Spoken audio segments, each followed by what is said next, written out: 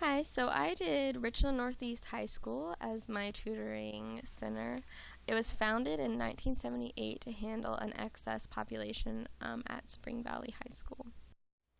So, Richland County information. In 2014, the population was about 400,000 people, making it the second most populated county in the state out of the 46 counties.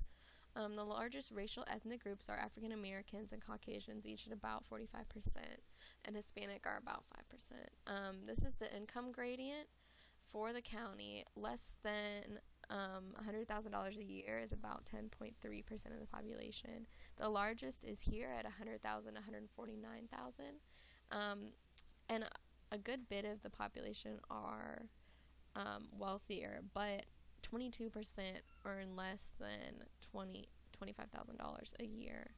So it is kind of a high poverty area. Okay, so it is considered a type of magnet school because it receives so much funding because it is located in such a high poverty area. The student teacher ratio is 14.38, which means 14 teachers for every 38 students, which is actually pretty good. There are 511 freshmen, 388 sophomores, 270 juniors, and about 300 seniors. So you see that number decline throughout the years. According to the National Center for Education Statistics, in the 2014-2015 school year, 19% of the students were white, 67% were African American, 8% were Hispanic, and 3% were Asian Pacific Islander. 46% of the students are free lunch eligible, and 9% are reduced lunch eligible. In 2011 to 2012, the graduation rate was 62.3% in 2011, and then 70% in 2012.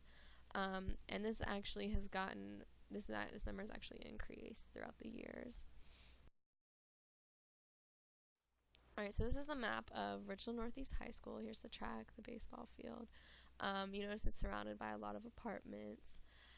This is the area surrounding the high school. You notice we have the Blue Cross and Blue Shield of South Carolina here. You have Woodfield Park here, Windsor Lake Park over here, the Arcadia Lakes over here. So there are things around that make it a pretty rich area. This is the directional map. You see the outline of Richland County here. And it is a huge county, and Lake Murray is right next to it. And then this is the Earth view map of the county, and here's the high school right here. Alright, so here's a time lapse that I took that passes through some residential houses, and it also passes by the area that I did my community tour in. So here we have all these residential houses, and the houses are actually in pretty good shape. Some of them are pretty small. They're a combination between trailer and house, and they're small, but they're well made, and they look really nice. And overall, it's a really nice residential area. And there are a lot of restaurants and a lot of stores around Decker Boulevard, and it's right by the interstate. So I went to a Super Bilo on Decker Boulevard.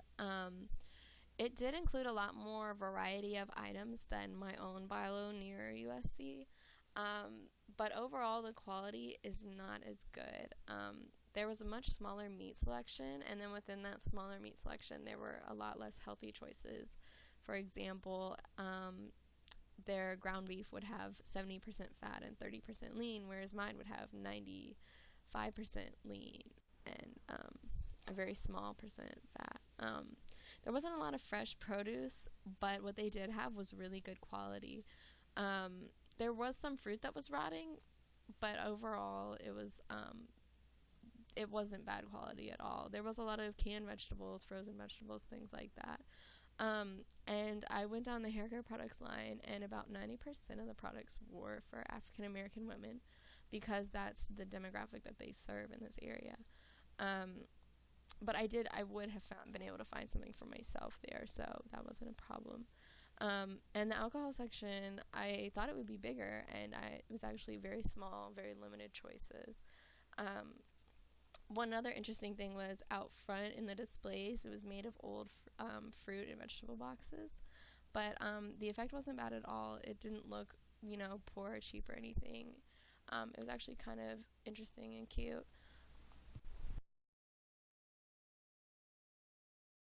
I actually did have a pretty difficult time finding a mom and pop store.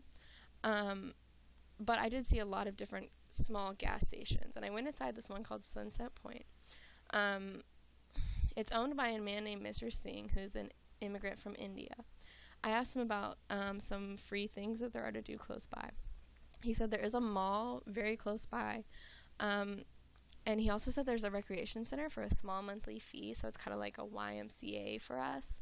But he said there was not a lot to do for free around in the area without a car, without a way to get there. And most things cost money. He did sell a lot of water pipes, which we know as bongs and rolling paper for marijuana, and I asked him about it. He said that he does sell a lot of those, and that is he kind of has to cater to that community aspect of it a little bit. So I thought that was very interesting. Two more customers come in, and I talked to them briefly.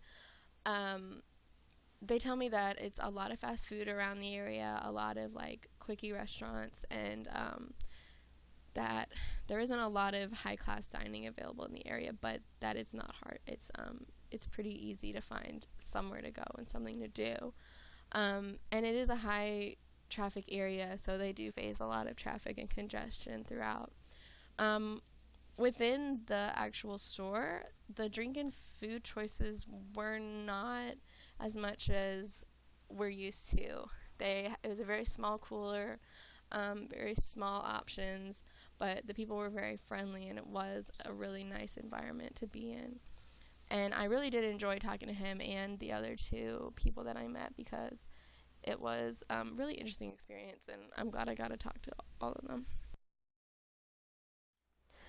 Okay, so the program that I worked in was called Crusaders for Change, and it's part of an umbrella company called Family Intervention Services. The program was originally called Project Success and started working with students who had been expelled, and they were given another chance through this program. They work with them throughout the school day and after school to keep them on track to graduation. Most of the students they serve are African American, but they also have Caucasian and Hispanic students, but not as many. They are focused on marginalized, low socioeconomic, and minority families. They also work with these families and their multiple environments, including home, school, church. They give them therapy. And it's primarily run by certified counselors. It serves as an alternative to expulsion, and it's less punitive and more of a restorative and rehabilitation program. So Family Intervention Services is kind of the whole program overall. It's a grant-funded program which offers school-based family therapy. They get their clients based on referrals that they get, which rely on 50% mental health referrals and 50% disciplinary referrals. Their overall goal is to reduce dropout rates and promote individual and community wellness, and I got that straight from one of the women who works there. And they work tirelessly to develop the whole individual in all aspects of their lives, not just school, not just tests and quizzes and, helping them graduate. They want to help them become better people, and they actually offer a lot of services for this that helps them develop as people and helps them find jobs and helps them develop other skills. And I think the program is just great overall. One of the community resources that I found was the Columbia Area Mental Health Center. It gives priority treatment to children and adolescents with serious emotional disturbance and their families, and other persons who experience psychiatric emergencies. They have school-based services which actually work with the schools and the school counselors to try to help them reach out and become better mentally and help their mental health become more stable. The child welfare program is one of the things they do where they do help these children and adolescents with these serious emotional disturbances. They help them kind of function more in their daily lives. And then they have wraparound services, which is something they do to serve everyone who has psychiatric problems and has psychiatric issues, even if they're not a child. And that's all I have for you. Thank you so much. Here's my source.